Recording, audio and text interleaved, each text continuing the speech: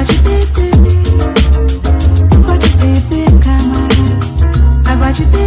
vai morar no IML, você tá gostando, então tamo de olho com F. Esse ano você quer, você vai morar no IML, você tá gostando, então tamo de olho com F. Esse ano você quer, fazer tiro na cara da bitch, foda-se essa.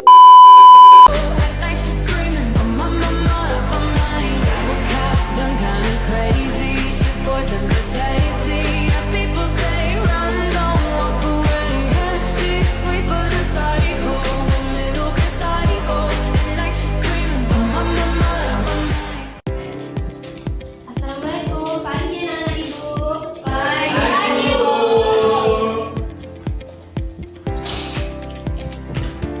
Jadi sebelum pembelajaran kita mulai, alangkah baiknya kita melakukan doa terlebih dahulu baru pembelajaran selesai. Berdoa dimulai. Berdoa selesai. Jadi di kelas ini ada yang nggak hadir? Ada semua, oke, ada semua. Ini anak-anak sudah tahu belum kita akan belajar apa? Tahu tentang Hindu Buddha. Oke, betul. Kita hari ini akan belajar mengenai Hindu Buddha, lebih tepatnya pengaruh Hindu Buddha yang dibawa dari India yang masuk ke Indonesia. Pada pembelajaran kali ini kita memiliki dua subbab, yaitu mengenai reaksi masyarakat Indonesia terhadap budaya India yang masuk dan bentuk akulturasi budayanya. Jadi di antara anak-anak ibu ini ada yang bersedia membantu ibu menjadi operator? Ya, Rizkon, silakan.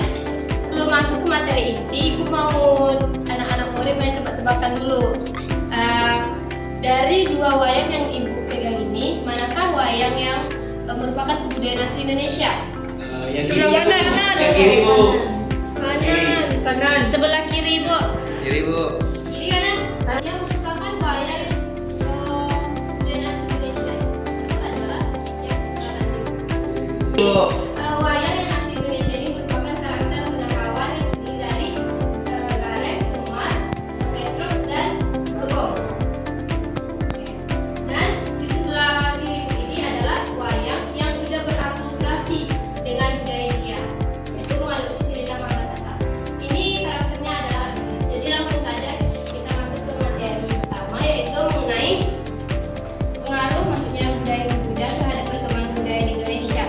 Pertama itu, ibu akan menjelaskan mengenai reaksi bangsa Indonesia terhadap masuknya budaya dari India. Dari jalur perairan ini, akses yang paling cepat untuk masuk ke dari India ke Cina adalah melalui perairan Indonesia.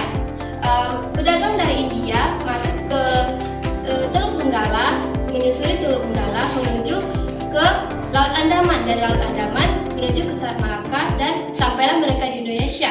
Pengaruh budaya India di Indonesia ini terjadi di bidang perdagangan. Para pedagang di India ini juga membawa pendeta-pendeta yang akan mengajarkan budaya dan kepercayaan mereka. Jadi pendeta ini mengajarkan budaya-budaya mereka dan kepercayaan mereka kepada masyarakat lokal. Jadi reaksi masyarakat lokal mengenai masuknya budaya di Indonesia ini tidak semata-mata langsung mereka terima, namun mengalami proses akulturasi. Proses akulturasi ini terjadi karena dua faktor. Yang pertama itu karena masyarakat Indonesia sebelumnya sudah memiliki nilai dan kepribadian budaya yang cukup tinggi, sehingga budaya yang baru yang masuk hanya menambah keberagaman dan pemeliharaan budaya mereka. Yang kedua itu masyarakat Indonesia memiliki skill, yaitu local genius, yaitu kemampuan yang menyesuaikan budaya baru dengan kepribadian budaya yang mereka miliki. Ke materi kedua, yaitu bentuk dan wujud akulturasi budaya India di Indonesia. Hal ini terdiri dari proses masuknya, pengenalan, penerimaan, serta pembentukan kerajaan baru menggunakan budaya yang baru. Jadi bentuk-bentuk akulturasi ini terdiri dari itu kita ambil contohnya bangunan, kita ambil contohnya candi. Tidak seperti candi-candi di daerah lain yang merupakan bentuk stupa saja, tetapi candi-candi yang di Indonesia ini juga terdapat tangga-tangga menuju puncak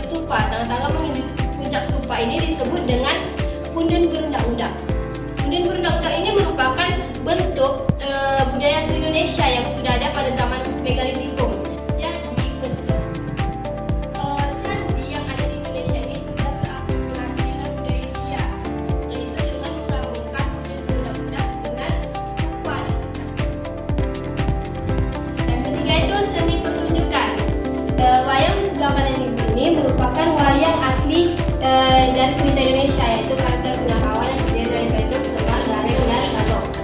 Yang sudah kalian ibu merupakan wayang yang sudah diakulturasikan dengan budaya India. Setelah budaya India masuk, wayang ini mengadopsi epos atau suku cerita yang berasal dari India, seperti Mahabharata dengan karakter 5 Pandawa.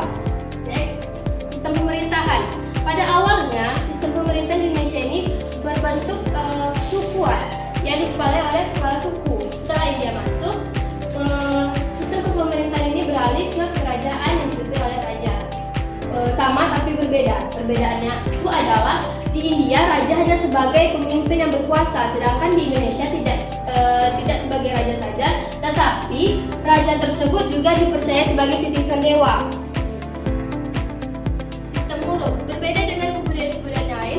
Di Indonesia ini belum terdapat sistem penulisan yang otomatis bangsa Indonesia pada saat itu berada di masa praksara. Sekian dari penjelasan Ibu. Anak-anak Ibu adakah di sini yang belum paham terhadap materi yang Ibu sampaikan? Ya, Bu.